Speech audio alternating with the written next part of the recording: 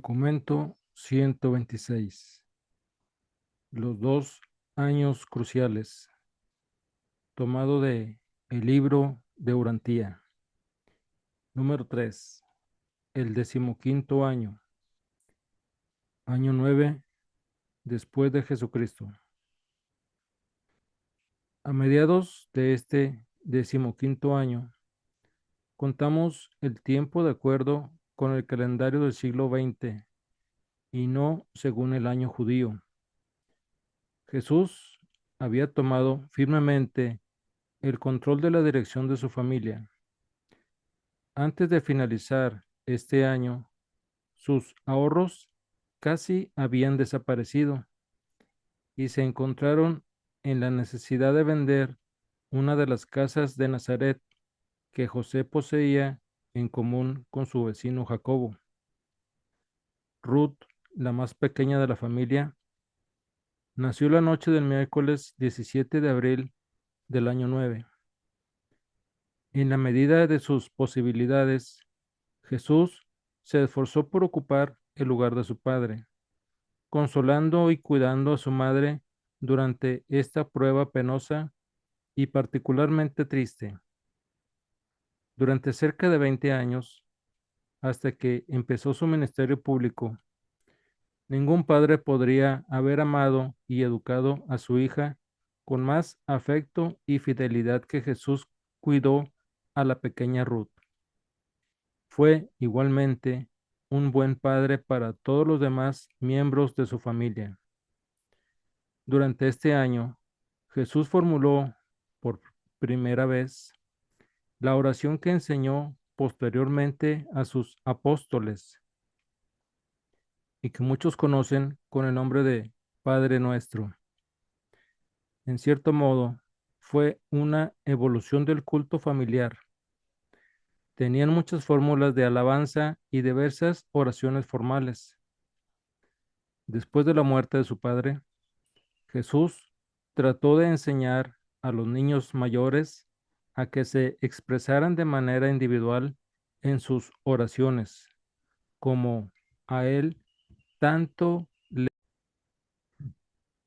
gustaba hacer, pero no podían comprender su pensamiento y retrocedían invariablemente a sus formas de rezar aprendidas de memoria.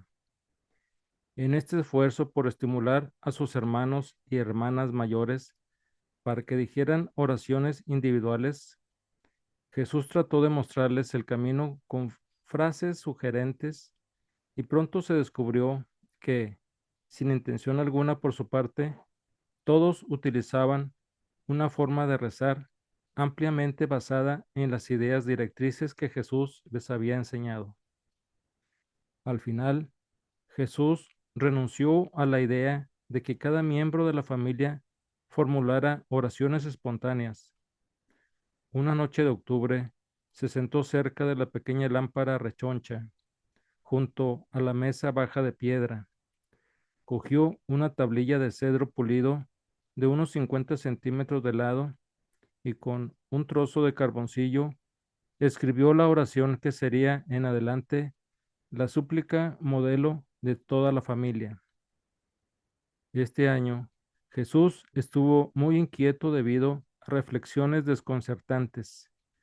Sus responsabilidades familiares habían alejado de manera bastante eficaz toda idea de desarrollar enseguida un plan que se adecuara al mandato recibido en la visita de Jerusalén para que se ocupara de los asuntos de su padre.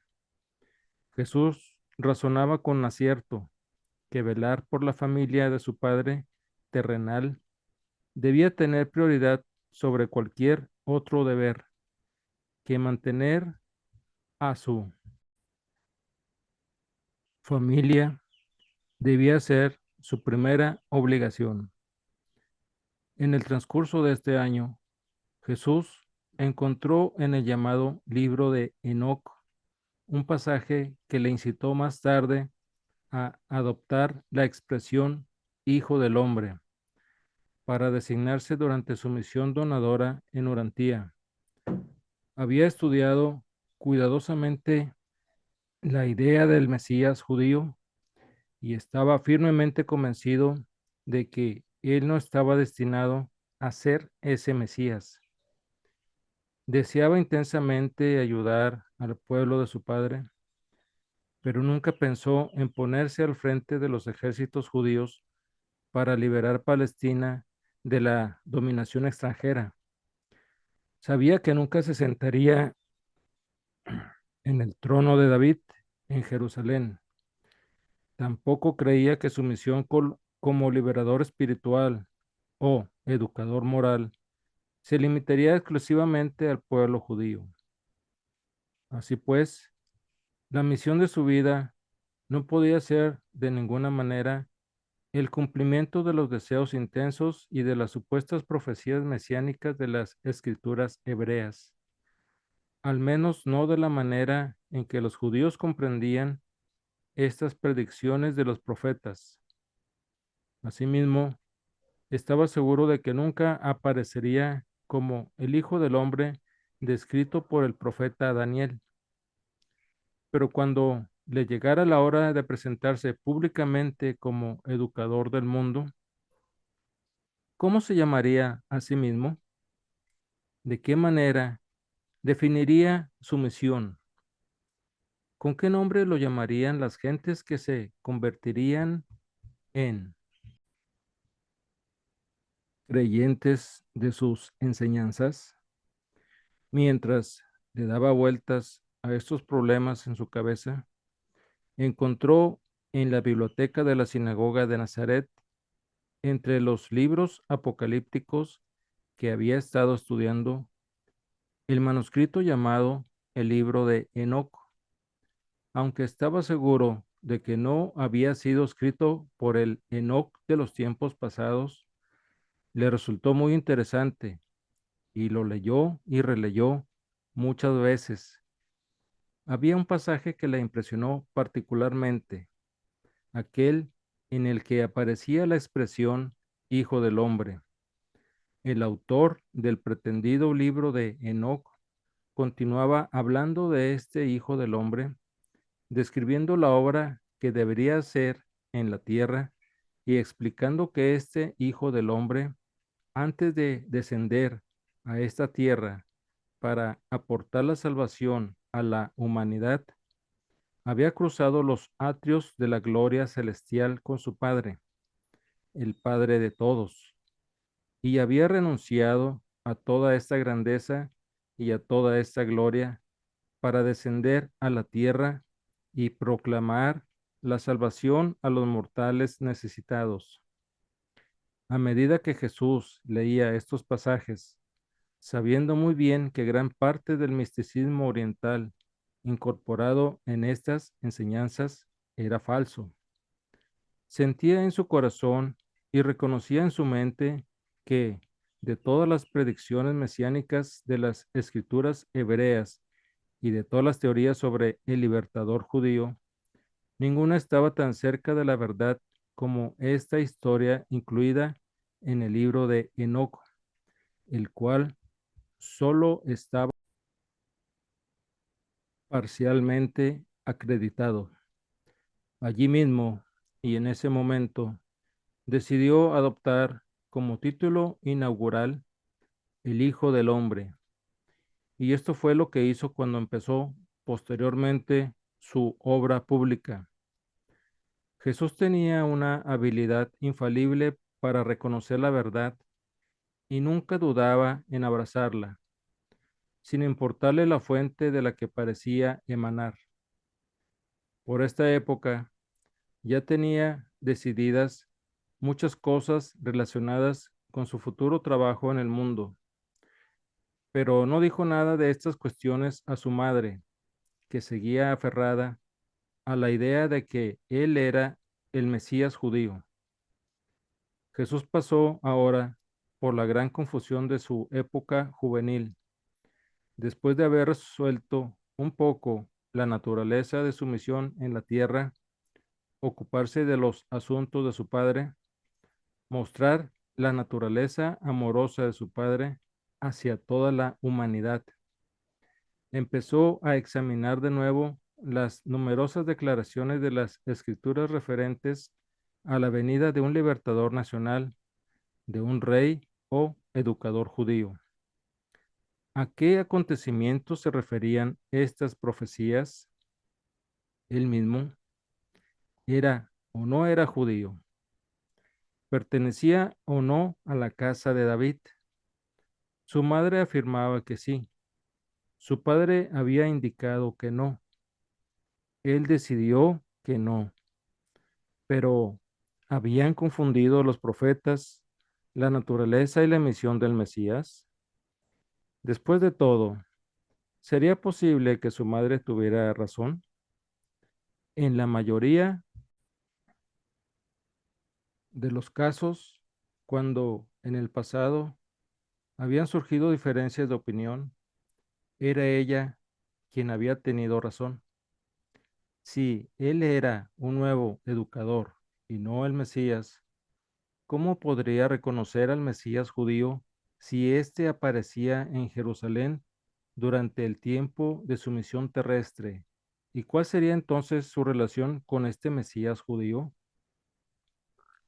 Después de que hubiera emprendido la misión de su vida, ¿cuáles serían sus relaciones con su familia, con la religión y la comunidad judías, con el Imperio Romano, con los gentiles y sus religiones?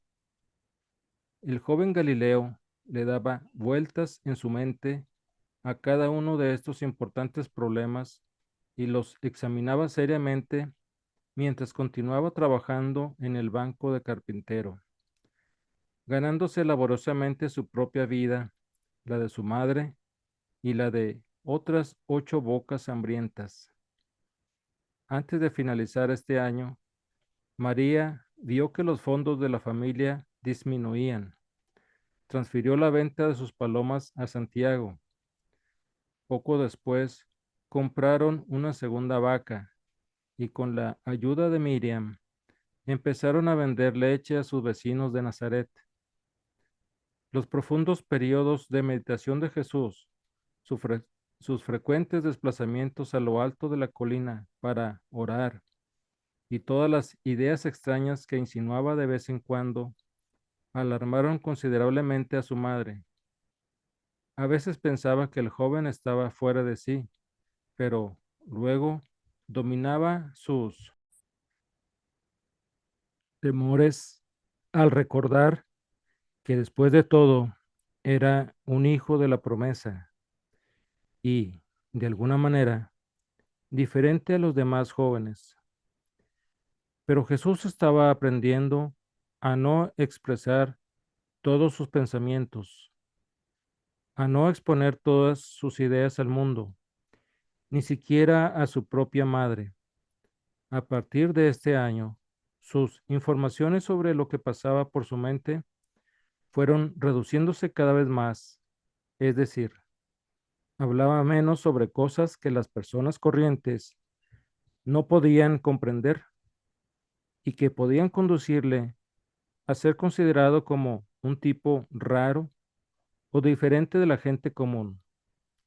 Según las apariencias, se volvió vulgar y convencional, aunque anhelaba encontrar a alguien que pudiera comprender sus problemas. Deseaba vivamente tener un amigo fiel y de confianza, pero sus problemas eran demasiado complejos para que pudieran ser comprendidos por sus compañeros humanos. La singularidad de esta situación excepcional le obligó a soportar solo el peso de su carga. Hasta la próxima.